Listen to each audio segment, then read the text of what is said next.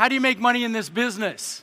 Cash flow. Hello, lifetime cash flow. It's the name of my podcast. All you people that do flipping and wholesaling and do a little single family stuff, and the realtor that stood up, the nice lady that stood up and said, you know, she's a high volume realtor. You're only as good as your last deal, right? You buy assets and the cash flow is there forever, unless you want to sell for some reason because the market shifts.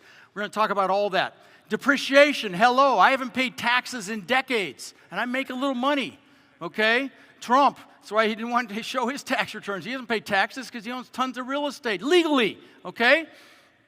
You know, that's the beautiful thing about real estate. There's a reason 90% of the world's millionaires either didn't real estate or own real estate, because they use the money they make elsewhere to buy real estate because of the incredible tax benefits. Appreciation.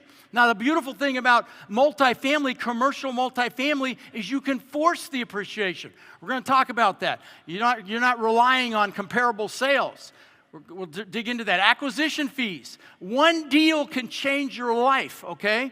We're going to talk about that as well. You can get an acquisition fee on a deal anywhere from 3 to 5%.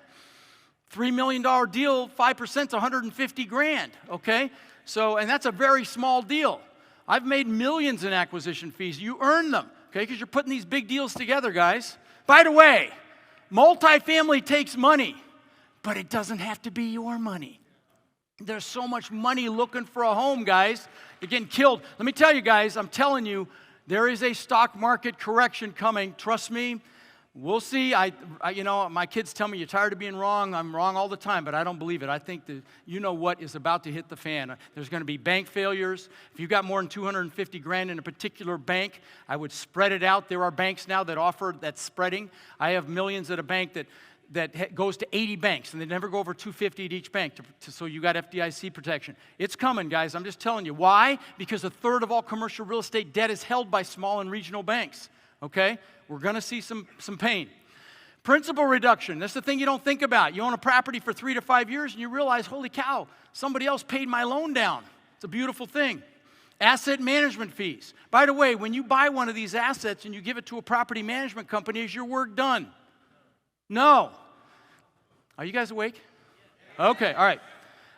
You're going to do asset management. That's the beautiful thing about this business. There's so many different hats you can wear. You can be the person that finds the deals. You can be the person that underwrites the deals. If you're one of those mutants that love spreadsheets. I love you, I'm just kidding. But you know, this business, by the way, is primarily empirical. It's primarily numbers, okay? You get the numbers right, you ask all the right questions, it's pretty hard to make a big mistake, okay? So asset management fees for managing the asset. Maybe you're process-driven or management-driven or construction experience. You could do the asset management after you buy it. If you're a mouthpiece like me, you're out there building relationships with brokers and sellers and investors, right? There's a lot of different hats you can wear here. All right, property management fees if you decide to manage yourself. Now, all things being equal, if you buy an asset, most parts of the country, and you want income of $20,000 a month, if you buy it by yourself, it's about 200 cash flow per unit per month. You need 100 units to get to 20 grand. Hello? Yeah. Now, if you do it in a syndication or joint venture, it'll be a percentage of that. Now, of course, there's markets where it's not that high, and there's markets where it's higher. But rents are crazy right now, guys. We are becoming a renter nation. I mean, you know, real estate, single-family real estate's gone through the roof. Interest rates are ridiculous. And so, you know, it's becoming much, much harder to buy. Again, you're in the right place, guys. All right, so this is a very high-level process. There are other smaller pieces here. This is not sequential, but these are some of the high-level pieces you got to figure out, okay? You got to pick a market. You're going to have to evaluate that market. I'm going to tell you how to do that a little later. You got to put together a team. You got to evaluate that team. I'm going to talk about that too. You got to find money, raise money for your deals.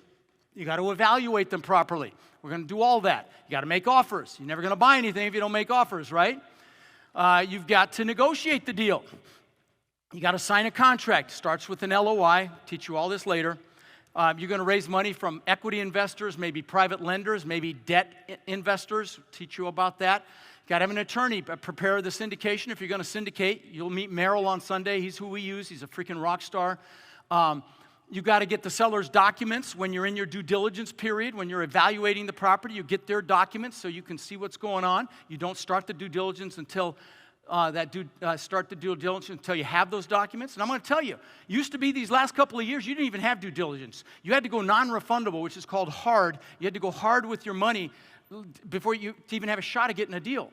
And so what you would do is you would try to do your due diligence between the letter of intent process and the purchase and sale agreement. And I know I'm going fast. We're going to go over all this again, so don't worry about it if you're not tracking me. But you got to get the seller's documents. You got to engage a lender. Now, you don't wait till you have a deal under contract to engage a lender, okay? You're going to see Tyler Carney DeBoard on stage. He's a kick-ass lender that we use.